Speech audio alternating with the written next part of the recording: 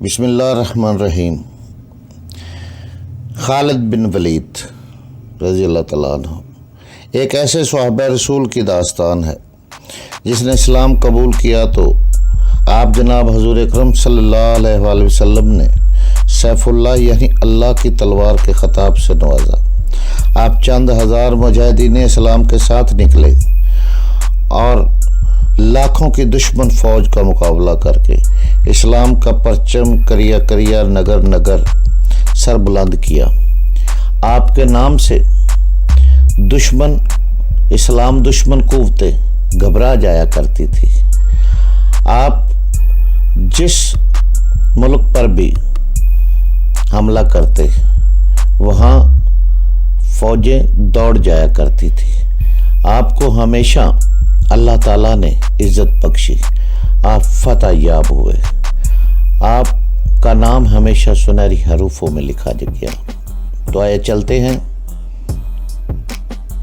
خالد بن ولید کی کہانی کی طرف۔ یہ ناول، یہ داستان ایمان فروز ہے۔ تو آئے چلیں۔ خالد بن ولید رضی اللہ عنہ، قسط نمبر 98 ہم اس کوشش میں اپنی جانیں لڑا دیں گے کہ مسلمان ہماری عورتوں تک نہ پہنچ سکے۔ بلال بن عقا نے کہا، لیکن کوئی نہیں بتا سکتا تھا کیا ہوگا۔ ایک طرف تیرے دل میں مسلمانوں کی دشمنی ہے، دوسری طرف تم اپنے آپ کو مسلمانوں کے حوالے کرنے کی باتیں کرتی ہو۔ میں یہ باتیں اس لیے کرتی ہوں کہ میرے دل میں کچھ شک اور شبہ پیدا ہوتے جا رہے ہیں۔ صاحبہ نے کہا، مجھے ایسے محسوس ہونے لگا ہے جیسے مذہب مسلمانوں کا ہی سچا ہے۔ اتنی تھوڑی تعداد میں فارس کے اور ہمارے تمام قبیلوں کے لشکروں کو ہر میدان میں شکست دیتے چلے آ رہے ہیں، تو اس کی وجہ اس کے سوا اور کیا ہو سکتی ہے کہ انہیں کسی غیبی طاقت کی مدد حاصل ہے۔ اگر یسوع مسیح خدا کے بیٹے ہوتے تو کیا خدا اپنے بیٹے کی امت کو اس طرح ذلیل و خوار کرتا؟ مجھے بتانے والا کوئی نہیں کہ میں مسلمان اسی خدا کو اللہ کہتے ہیں یا اللہ کوئی اور ہے۔ ایسی باتیں منہ سے نہ نکالو سالیہ، بلال نے جھنجھلا کر کہا، تم بہت بڑے سردار کی بیٹی ہو، اپنے مذہب پر ایسا شک نہ کرو کہ اس کی سزا ہم سب کو ملے۔ میں مجبور ہوں ابن عقا، سالیہ نے کہا، میری ذات سے کچھ آوازیں سی اٹھتی ہیں، کبھی خیال آتا ہے کہ جیسے میں اپنے قبیلے میں اور اپنے گھر میں اجنبی ہوں، ایسے لگتا ہے جیسے میں کہیں اور کی رہنے والی ہوں۔ میں کچھ نہیں سمجھتی بلال، جو کچھ کہتی ہوں وہ کرو، پھر میں تمہاری ہوں۔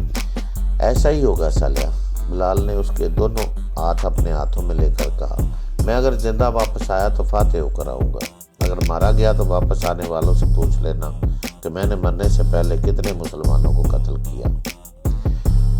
بلال کی رات کی تاریکی میں غائب ہو گیا۔ صالح بن ربیعہ وہیں کھڑی بلال کے سائے کی طرح رات کی تاریکی میں تعلیل ہوتا دیکھتی رہی۔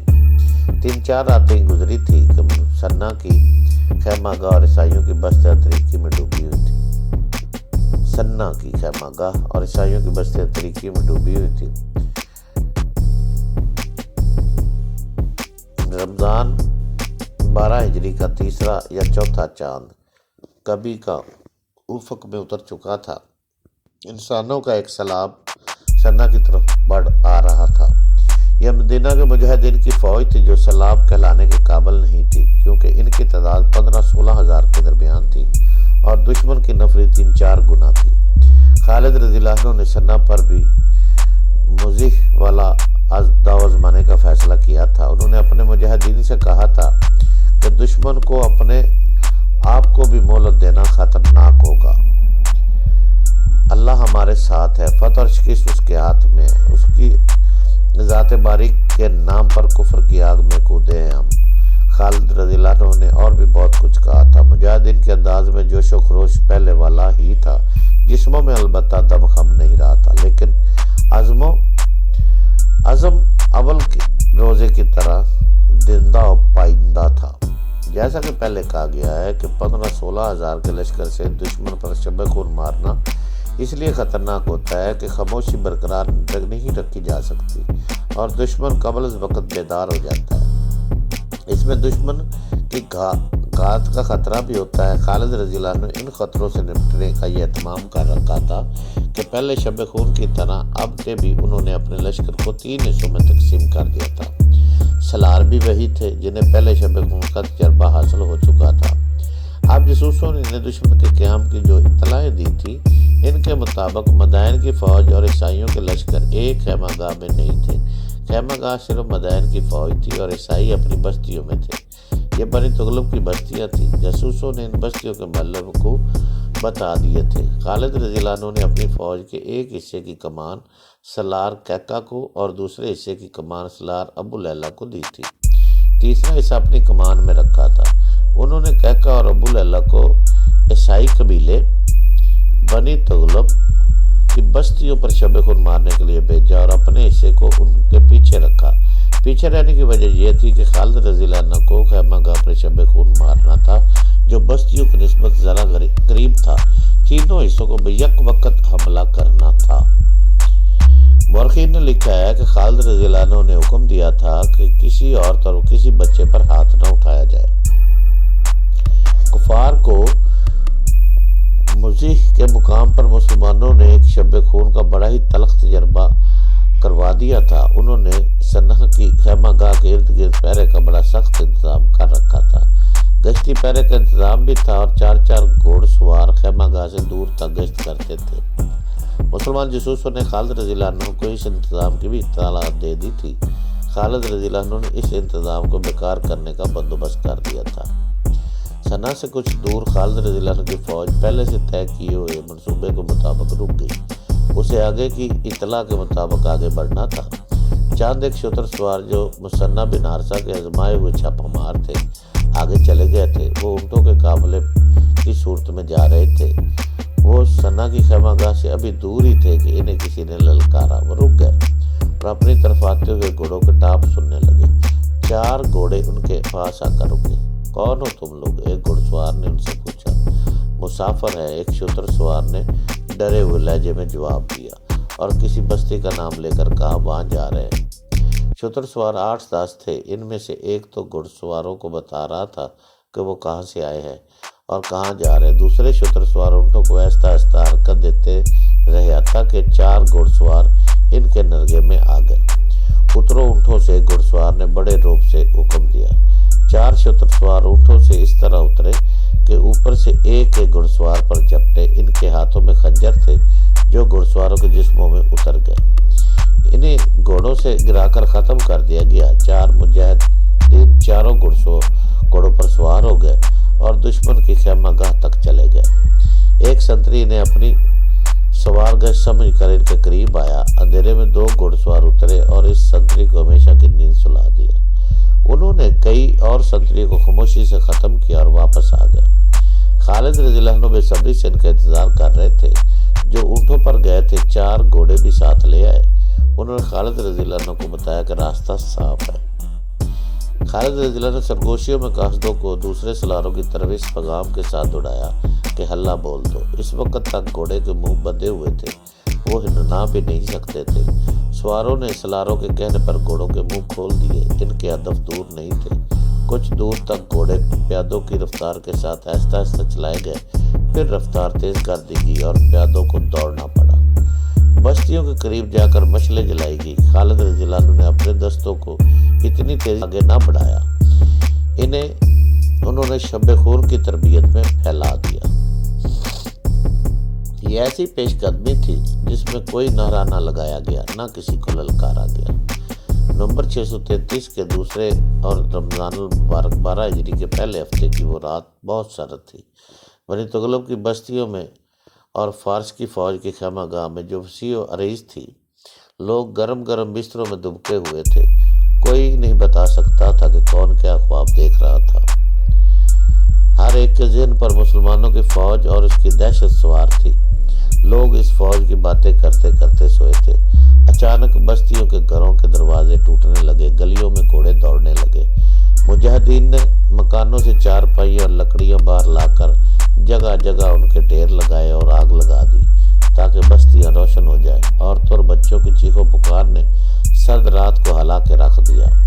عورتیں اپنے بچوں کے ساتھ باہر آ کر ایک طرف کھڑی ہو جائیں۔ یہ مجاہدین کی للکار تھی جو بار بار سنائی دیتی تھی۔ بنی تغلب کے آدمی کٹ رہے تھے۔ خالد رضی اللہ عنہ کا حکم تھا کہ بوڑھے، عورتوں اور بچوں کے سوا کسی آدمی کو زندہ نہ رہنے دیا جائے۔ ان لوگوں کو وہ لشکر بچا سکتا تھا جو تھوڑی دور خیمہ گاہ میں پڑا ہوا تھا۔ بستیوں کا واویلا لشکر تک پہنچا، لیکن وہاں نیند اور سردی کے سبب سب بے ہوش سا کر رکھا تھا۔ لشکر کو جگانے کے لیے کوئی سنتری زندہ نہ تھا۔ آخر خیمہ گاہ میں کچھ لوگ بیدار ہو گئے۔ انہیں ارد گرد کی بستیوں میں روشنی نظر آئی، جیسے آگ لگی ہوئی تھی۔ شور بھی سنائی دیا۔ وہ ابھی سمجھے ہی نہ پائے تھے کہ کیا ہو رہا ہے کہ ویسی اڑبوں خیمہ گاہ کے اندر گوشے میں برپا ہوئی جو آندھی کی مانند بڑھتی اور پھیلتی گئی۔ کچھ خیموں کو آگ لگ گئی۔ خالد رضی اللہ عنہ کے دستوں نے آتش پرستوں کی فوج کو کاٹنا شروع کر دیا۔ یہ فوج اب کٹنے کے سوا کچھ بھی نہیں کر سکتی تھی۔ دشمن کے بہت سے سپاہی خیموں میں دبک گئے تھے۔ ان خیموں کی رسیاں مسلمانوں نے کاٹ دی۔ خیمے سپاہیوں کے لیے جال اور پھندے بن گئے۔ مسلمانوں نے انہیں برچھیوں سے ختم کر دیا۔ مسلمانوں کے نعرے اور ان کی للکار بڑی دہشتناک تھی۔ مورخوں نے لکھا ہے کہ مسلمانوں کے اتنے وسیع پیمانے پر شب خون مارنے کا دوسرا تجربہ ہوا۔ اب انہوں نے یہ انتظام کر دیا تھا کہ کسی کو بھاگنے نہ دیا جائے۔ بستی اور خیمہ گاہ کے ارد گرد مثنہ بن حارثہ کے گھڑسوار گھوم پھر رہے تھے۔ کوئی آدمی بھاگ کے جاتا نظر آتا تو اس کے پیچھے گھوڑا دوڑا دیا جاتا اور برچھی یا تلوار سے اسے ختم کر دیا جاتا۔ اگر کوئی عورت بھاگتی نظر آتی تو اسے پکڑ کر اس جگہ پہنچا دیتے جہاں عورتیں اور بچوں کو اکٹھا کیا جا رہا تھا۔ جو رات گزرتی جا رہی تھی، بنی تغلب کی بستیوں میں اور مدائن کی فوج کی خیمہ گاہ میں شور و غل واویلا کم ہوتا جا رہا تھا اور زخمیوں کی کربناک آوازیں بلند ہوتی جا رہی تھی۔ مسلمانوں کو تباہ و برباد کرنے کے لیے جو نکلے تھے، ان کی لاشیں ٹھنڈی ہو رہی تھی اور ان کے زخمی پیاسے مر رہے تھے۔ ان کی بیٹیاں مسلمانوں کے قبضے میں تھی۔ صبح طلوع ہوئی تو اجالے نے بڑا ہی بھیانک اور عبرتناک منظر دکھایا۔ لاشوں کے سوا کچھ نظر نہیں آتا تھا۔ لاشیں خون سے نہائی ہوئی تھی۔ یہ فتح ایسی تھی جیسے کسریٰ کے بازو کاٹ لیے گئے۔ خیمہ گاہ اور بستیاں موت کی بستیاں بن گئی تھی۔ جن گھوڑوں پر ان کفار کو ہونا تھا، وہ گھوڑے وہی بندھے ہوئے تھے جہاں گزشتہ سامنے نے باندھا گیا تھا۔ عورتیں الگ بیٹھی رو رہی تھی، بچے بلبلا رہے تھے۔ خالد رضی اللہ عنہ نے حکم دے دیا کہ سب سے پہلے عورتوں اور بچوں کو کھانا دیا جائے۔ مجاہدین مال غنیمت لا کر ایک جگہ جمع کر رہے تھے۔ سالار ابو لیلہ کے پاس ایک بہت ہی حسین لڑکی کو لایا گیا۔ اس نے درخواست کی تھی کہ اسے سالار اعلیٰ یا کسی سالار کے ساتھ بات کرنے کی اجازت دی جائے۔ یہ ایک سردار کی بیٹی ہے، اس لانے والے نے سالار ابو لیلہ سے کہا۔ سردار کا نام ربیہ بتاتی ہے، یہ اپنے باپ کی لاش کے پاس بیٹھی رو رہی تھی۔ کیا نام ہے تیرا؟ ابو لیلہ نے لڑکی سے پوچھا۔ صالح، لڑکی نے جواب دیا۔ میرے باپ کو لڑنے کا موقع ہی نہیں ملا۔